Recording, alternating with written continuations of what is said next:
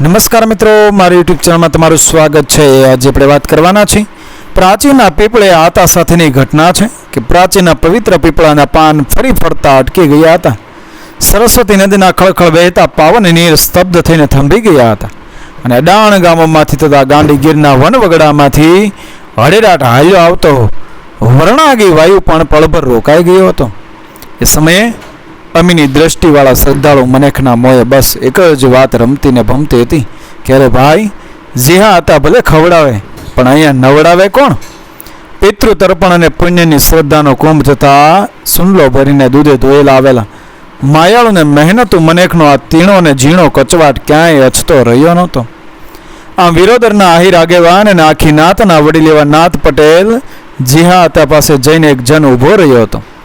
અહીંયા હોહરવી વાણી બોલતા કોઈ ભોળા જણે પૂછી નાખ્યું હતું કે હે આતા, પ્રાચીમાં ખરચ કરી ખવડાવે તો સૌ પણ નવડાવે કોણ?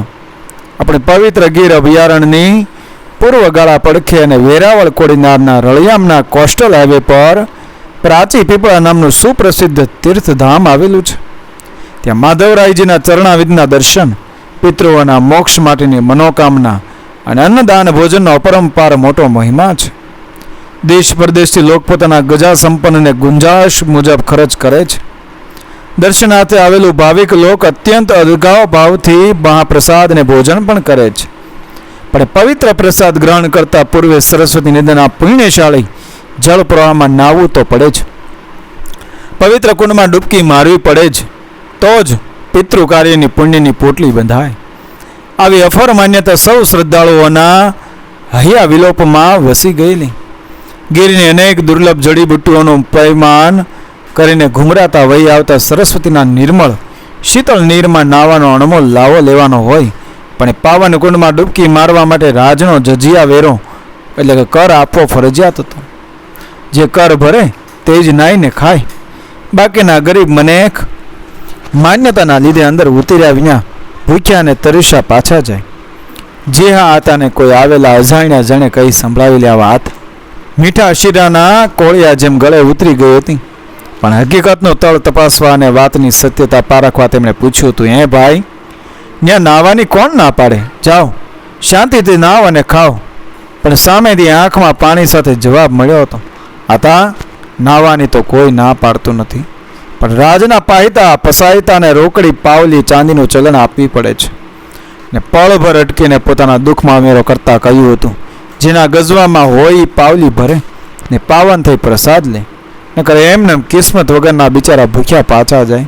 અરે, પ્રસાદ લીધા વગર કોઈ અન્નદેવના ધામેથી પાછા જાય એ તો મારા ઠાકોર મુરલીધરને કોઈ દી મંજૂર ન હોય। કહીને ખમીરવંતા જેહા હતા આવેશમાં આવીને ઊભા થઈ ગયા।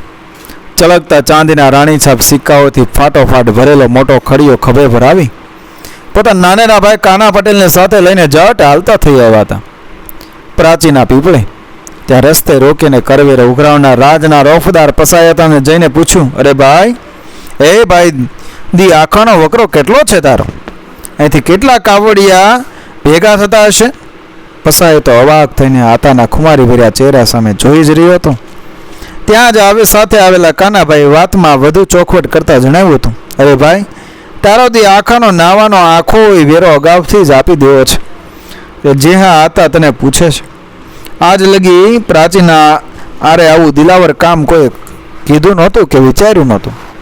અત્યંત નવાઈ પામતા પસાય તુરત ઊભા થઈ ચોમર રેલાતી યાત્રાઓને બહોળી મેદનીનો ચોરે કોર અંદાજ મારી 68 મોટી રકમ કહી દીધી। પણ દાનવીર જે હા આતાએ જરીકે આનાકાની કર્યા વગર કે વિલંબ કર્યા વિના ખણખણતા રાણી સિક્કા ગણી દઈને હરખથી કહ્યું હતું, લે સાંભળ, આજનો આખો દાડો આ પાવન કુંડમાં સ્નાન કરનાર કોઈ પણ યાત્રાળુ પાસેથી રાતી પાઈ લેવા નથી। બરાબર સમજો ને પસાય હતા? એ જમાનો હતો જુનાગઢના દબદબાવાળી નવાબશાહીનો। પવિત્ર પ્રાચી તીર્થ જુનાગઢના નવાબના તાબા હેઠળ આવતું હતું। તે નવાબનો એક મુખ્ય પસાય હતો, આસપાસના તમામ તીર્થસ્થાનોનો કરવેરો ભેળો કરતો હતો। સંધ્યાકાળે સાંજ પડે પ્રાચી આવી પહોંચ્યો હતો। પ્રાચીના સ્થાનિક પસાયતાએ આહિર જે હાથની અદ્ભુત અને અપ્રતિમ વાત રજૂ કરી હતી ને આહિરની ઉજળી ઉદારતા ભરીને ખમીરવંતી વાત તો વાજતે ગાજતે જુનાગઢ રાજ દરબારમાં જઈને સદ્ધર નવાબની સામે જઈને ઊભી રહી હતી. એ વાતને માંડ 2-4 દિવસ ગયા છે ત્યાં તો વિરોદર ગામમાં ઝેહા હતા માટે જુનાગઢ નવાબના ખાસ તેડા આવીને ઊભા રહ્યા. ઝેહા હતા એટલે વિરોદરના નામચીન અને વજનદાર આસામી ઝેહાભાઈ સાંગાભાઈ જોટવા. વિરોદર ઉપરાંત આજુબાજુના રંગપુર, ખંડેરી, વડનગર અને દેવલપુર ગામની રસાળ સીમમાં આશરે 900 વીઘા જેટલી બિન પિયત અને પિયત જમીનના મોભાદાર ખાતેદાર. આંગણે 100-200 ભેંસોનું કાળું ખાડું રમતું હોય. મોટો બહોળો પરિવાર, પણ એથી મોટો એમનો રોટલો ને ઓટલો. તે દિવસે પ્રાચીના પીપળે આતાએ 250 ડબ્બા શુદ્ધ ઘીનો ખર્ચ કરીને ભોજન મહા મહોત્સવ કર્યો હતો. નાનકડા ગામના પાદરમાં જ્યારે રાજના અરબી ઘોડાના ડાબલા વાગે અને સાક્ષાત નવાબના તેડા આવે ત્યારે તો ભલા જમીનદારોના પણ હાજા ગગડી જાય. કારણ કે રાજા વાજાને વાંદરા ક્યારે શું કોપ કરે, શું તુક્કો લાવે તેનું કાંઈ કહેવાય નહીં. પણ ખમીરવંતી ધરતીના જાયા ઝેહા હતા ને પોતાના ઈષ્ટદેવ મોરલીધર પર ભાર ભરોસો અને અડીખમ આસ્થા હતી. વળી રણ હાંકોર અને શૂરવીરતામાં એ ક્યારેય પાછા પડે એવા મર્દ નહોતા. ગીરનો કાળજાળ અને ભયાનક બહારવટીયો કાદો મકરાણી પણ ઝેહા હતાની આડે ઉતરવાની કે એમની સીમમાં પગ મૂકવાની હિંમત કરતો નહોતો.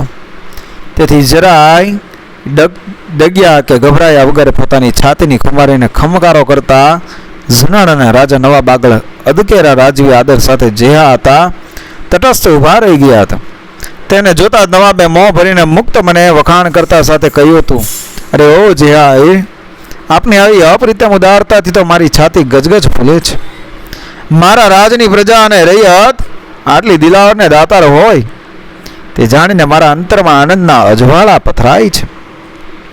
પોતાના હૈયામાં હિલોળા લેતો અંધાધોળ અને અસીમ રાજીપો વ્યક્ત કરતા નવાબે ઉમેર્યું કહ્યું કે તમારી આ દરિયાદિલી જોઈ તમને છાતી લગોલગ ભેટવા મારું હૈયું હાથ નથી રહેતું. એટલું કહીને સલ્તનતના નવાબ પોતે ભીના ભાવથી ઝેહા હતાને ભેટ્યા હતા. સામા પક્ષે દાનવીર આતાના દિલ પરના કસવાળા અંગરખાની કસો પણ એ પ્રેમ ભેટથી તડાટૂડ તૂટવા લાગી હતી. જો એક નાનકડા ગામના પટેલ અને રાજના સામાન્ય પ્રજાજન આવી અદ્ભુત ઉદારતા દાખવી શકતા હોય તો હું તો આખા એ જુનાળાનો ધણી અને શાસક છું. નવાબ ભર સભા વચ્ચે બુલંદ અવાજે બોલ્યા હતા. આખી રાજસભામાં નવાબની પોરસીલી અને વજનદાર વાણીનો પ્રભાવ છવાઈ ગયો હતો. ત્યાં જ સભામાંથી કોઈ દરબારીએ નવાબને વધુ પોરસ ચડાવતા બોલી ઉઠ્યા, જહાંપનાહ, અલ્લાહની રહેમતી આપ આખા જુનાનાના સરતાજ છો. એ વાતની કોણ ના પાડી શકે.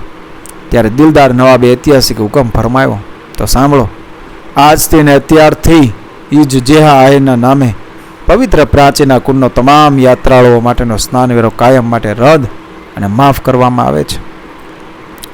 નવાબે આહિર ઝેહા હતા સામે ગૌરવથી જોઈ એ દિલાવર મોનેકને ચવાસતા અને બિરદાવતા આગળ કહ્યું હતું, અને સુબેદાર, પ્રાચીના કુંડ પર પથ્થરની તકતીમાં કોતરાવો કે વિરોદરના આહિર આગેવાન નાત પટેલ ઝેહા સાંગા જોટવાએ દાખવેલી અજોડ ઉદારતાના લીધે આ જઝિયા વેરો કાયમ માટે માફ કરવામાં આવે છે. આ પ્રસંગ પછીથી પણ ઝેહા હતાએ પોતાની વંશ પરંપરાગત ઉદારતાને દાતારી દાખવીને પોતાની સ્વામિત્વવાળી જમીનનો બહુ મોટો હિસ્સો અન્ય ગરીબ અને જરૂરિયાતમંદોને દાનમાં સમર્પિત કરી દીધો હતો. મિત્રો, વિડીયો પસંદ આવે મારી ચેનલ સબસ્ક્રાઈબ કરો, ફોલો કરો, શેર કરો. મળી આવી જ ઘટનાને પ્રેરણાદાયક વાર્તાઓ સાથે, આપણા ઇતિહાસ સાથે, આપણી સંસ્કૃતિ સાથે. જય મા ભવાની, જય માતાજી.